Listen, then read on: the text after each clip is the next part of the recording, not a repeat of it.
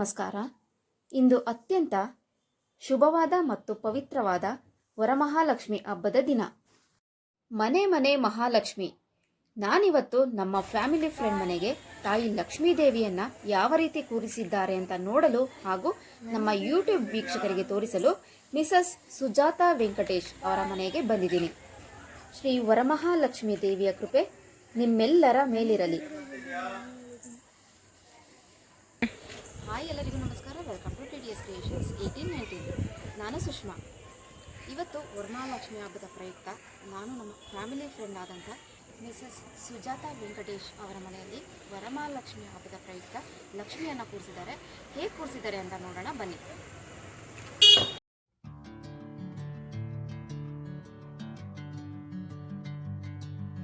ಎಲ್ಲರಿಗೂ ಇಂದು ಅತ್ಯಂತ ವಿಶೇಷವಾದ ಪವಿತ್ರವಾದ ವರಮಹಾಲಕ್ಷ್ಮಿ ಹಬ್ಬದ ದಿನವಾದ್ದರಿಂದ ದೇವಿಗೆ 21 ದೀಪವನ್ನು ಬೆಳಗಿ ತಾಯಿ ತುಳಸಿ ದೇವಿಯ ಮುಂದೆ ಇಟ್ಟಿದ್ದಾರೆ.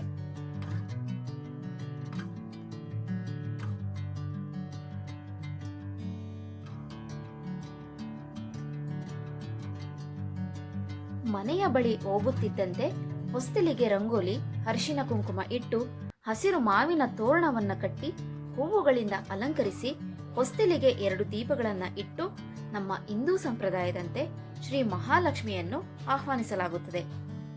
ಈ ಶುಭ ದಿನದಂದು ಮುತ್ತೈದೆಯರನ್ನು ದೇವಿಯ ಸ್ವರೂಪವೆಂದು ತಿಳಿದು ಮುತ್ತೈದೆಯರನ್ನು ಮನೆಗೆ ಕರೆದು ಅರಿಶಿನ ಕುಂಕುಮ ತಾಂಬೂಲವನ್ನು ಕೊಡಲಾಗುತ್ತದೆ. ಮನೆಯವರಿಗೆ ಹಬ್ಬದ ಶುಭಾಶಯವನ್ನ ಹೇಳಿ ನಾನು ಮನೆಯ ಒಳಗೆ ಬಂದಾಗ ದೇವರ ಹಾಡು ಬರ್ತಿತ್ತು. ಆದ್ದರಿಂದ ಮನೆಯವರೊಂದಿಗೆ ಮಾತನಾಡಿದ ಆ ಕ್ಷಣದ ಮಾತುಗಳನ್ನು ಮ್ಯೂಟ್ ಮಾಡಿದ್ದೀನಿ. ನಿಮ್ಮ ಹೆಸರು ಆಂಟಿ? ಬನ್ನಿ ಬನ್ನಿ. ನೀವು ಎಷ್ಟು ವರ್ಷದಿಂದ ಕೂರಿಸ್ತಾ ಇದ್ದೀರಾ ಲಕ್ಷ್ಮಿಯನ್ನ ನೀವು? ನಾವು 25 ವರ್ಷ ಆಯಿತು. 25 ವರ್ಷದಿಂದಲೂ ಮಾಡ್ಕೊಂಡು ಬಂದಿದ್ದೀವಿ. ಈಗ ನಾವು ಸ್ವಂತ ಮನೆ ಮಾಡಿದ್ಮೇಲೆ ಇದು 2ನೇ ವರ್ಷ. ಅತ್ತೆ ಇದ್ದಾಗಲೂ ಅವರು ಕೂರಿಸ್ತಾ ಇದ್ರ? ನಮ್ಮ ಅತ್ತೆ ಮನೇಲಿ ಎಂಥದ್ದಿಲ್ಲ, ಅಮ್ಮನ ತಾಯಿ ಮನೆಯಲ್ಲೂ ಕೂರಿಸ್ತಾ ಇದ್ರು. ಕೂರಿಸಿದ್ಮೇಲೆ ಒಳ್ಳೇದಾಗಿದೆ ಅಲ್ಲ? ಚೆನ್ನಾಗಿರಲ್ಲ? ಒಳ್ಳೇದಾಗಿದೆ. ಮಕ್ಕಳು ಪ್ರೀತಿಯಾಗಿದ್ದಾರೆ, ಮೊಮ್ಮಗಳಿದ್ದಾನೆ, ಮನೆ ಕಟ್ಟಿದ್ದೀವಿ. ಆಯುಷ ಆರೋಗ್ಯ ಚೆನ್ನಾಗಿದ್ದೀರಾ? ಪ್ರಿಪ್ರೇಷನ್ ಎಲ್ಲ ಹೇಗಿತ್ತು ನಿನ್ನೆಯಿಂದ? ನಿನ್ನೆಯಿಂದೇನೋ ಒಂದು ವಾರದಿಂದನೇ ಮಾಡಿದ್ದೀವಿ, ಆದರೆ ನಿನ್ನೆಯಿಂದನೇ ಸ್ವಲ್ಪ ಜಾಸ್ತಿ ಮಾಡಿದ್ದೀವಿ.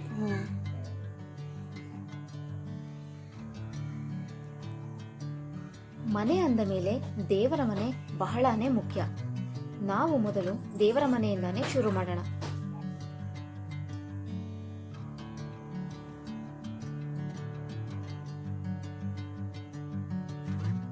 ವರಮಹಾಲಕ್ಷ್ಮಿ ದೇವಿಯನ್ನು ಲಕ್ಷ್ಮೀ ದೇವಿಯ ಸ್ವರೂಪವೆಂದು ಭಕ್ತಿಯಿಂದ ಪೂಜಿಸಲಾಗುತ್ತದೆ.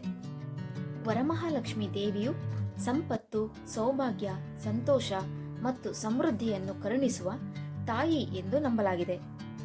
ಶ್ರಾವಣ ಮಾಸದ ಶುಕ್ರವಾರದ ದಿನದಂದು ಆಚರಿಸುವ ಈ ಹಬ್ಬವು ವಿಶೇಷವಾದ ಮಹತ್ವವನ್ನು ಹೊಂದಿದೆ. ಈ ದಿನ ಮಹಿಳೆಯರು ಭಕ್ತಿಯಿಂದ ವರಮಹಾಲಕ್ಷ್ಮಿ ದೇವಿಯನ್ನು ಅಲಂಕರಿಸಿ ಪೂಜೆ ಸಲ್ಲಿಸಿ ಮನೆಗೆ ಲಕ್ಷ್ಮಿಯನ್ನು ಆಹ್ವಾನಿಸುತ್ತಾರೆ. ದೇವಿಗೆ ಹೂವು, ಹಣ್ಣು, ಅರಿಶಿನ, ಕುಂಕುಮ ಹಾಗೂ ವಿವಿಧ ನೈವೇದ್ಯಗಳನ್ನು ಅರ್ಪಿಸಿ ಭಕ್ತಿಯಿಂದ ಪ್ರಾರ್ಥಿಸುತ್ತಾರೆ. ಲಕ್ಷ್ಮೀ ದೇವಿಯ ಕೃಪೆ ಇರುವ ಮನೆಯಲ್ಲಿ ಸದಾ ಸುಖ, ಶಾಂತಿ, ಸಂತೋಷ ಮತ್ತು ಸಮೃದ್ಧಿ ನೆಲೆಸಿರುತ್ತದೆ ಎಂಬ ನಂಬಿಕೆ ಇದೆ. ಸುಮಂಗಲಿಯರು ತಮ್ಮ ಕುಟುಂಬದ ಸುಖ, ಶಾಂತಿ, ಆರೋಗ್ಯ, ಐಶ್ವರ್ಯ ಮತ್ತು ಸಮೃದ್ಧಿಗಾಗಿ ದೇವಿಯನ್ನು ಭಕ್ತಿಯಿಂದ ಆರಾಧಿಸುತ್ತಾರೆ.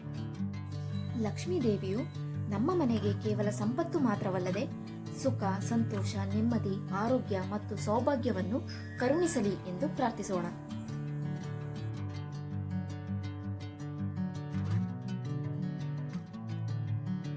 ದೇವಿಯ ಮುಂದೆ ಒಂದು ಸುಂದರವಾದ ರಂಗೋಲಿಯನ್ನು ಇಟ್ಟು ದೀಪಗಳನ್ನು ಹಚ್ಚಿ ಅರಿಶಿನ, ಕುಂಕುಮ, ಧೂಪ, ದೀಪ, ನೈವೇದ್ಯ, ಹೂಗಳ ಅಲಂಕಾರದಿಂದ ದೇವಿಯನ್ನು ಸಿಂಗರಿಸಿ ಸುಂದರವಾದ ದೇವಿಯನ್ನು ನಮ್ಮ ಮನೆಗೆ ಆಹ್ವಾನಿಸಿಕೊಳ್ಳುವುದೇ ನಮ್ಮ ಸೌಭಾಗ್ಯ.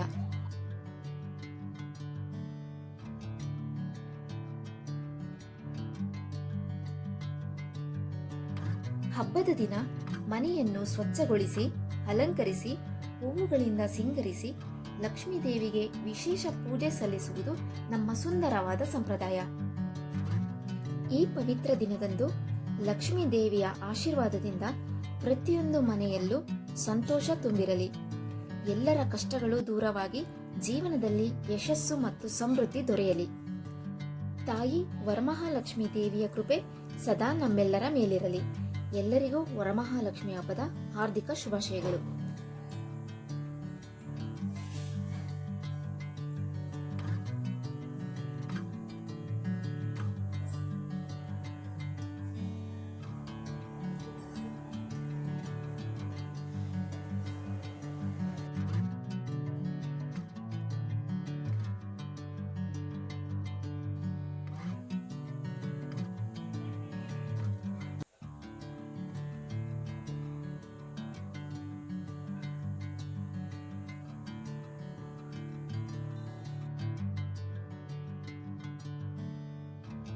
ಇನ್ನು ಯಾರೆಲ್ಲ ನಮ್ಮ ಚಾನೆಲ್ ಅನ್ನು ಹೊಸದಾಗಿ ನೋಡ್ತಾ ಇದ್ದೀರಾ, ಸಬ್ಸ್ಕ್ರೈಬ್ ಮಾಡ್ಕೊಳ್ಳಿ, ಲೈಕ್ ಮಾಡಿ, ಶೇರ್ ಮಾಡಿ, ಗುಡ್ ಕಮೆಂಟ್ ಅನ್ನ ಕೊಡಿ.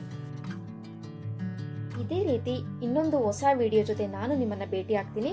ಅಲ್ಲಿವರೆಗೂ ನಮಸ್ಕಾರ.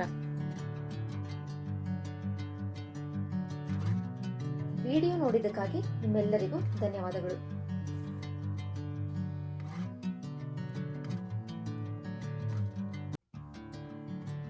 ನಿಮಗೆ ಮತ್ತು ನಿಮ್ಮ ಕುಟುಂಬ ವರ್ಗದವರಿಗೆ ವರಮಹಾಲಕ್ಷ್ಮಿ ಹಬ್ಬದ ಶುಭಾಶಯಗಳು. ಹೀಗೆ ನೀವು ನಿಮ್ಮ ಕುಟುಂಬ ಸದಾಕಾಲ ಸುಖ, ಶಾಂತಿ, ನೆಮ್ಮದಿ, ಆಯುರ ಆರೋಗ್ಯವನ್ನು, ಆಯಸ್ಸನ್ನು ಆ ದೇವಿ ಕೊಟ್ಟು ಕಾಪಾಡಲಿ ಎಂದು ದೇವರಲ್ಲಿ ಪ್ರಾರ್ಥಿಸಿಕೊಳ್ತೇನೆ.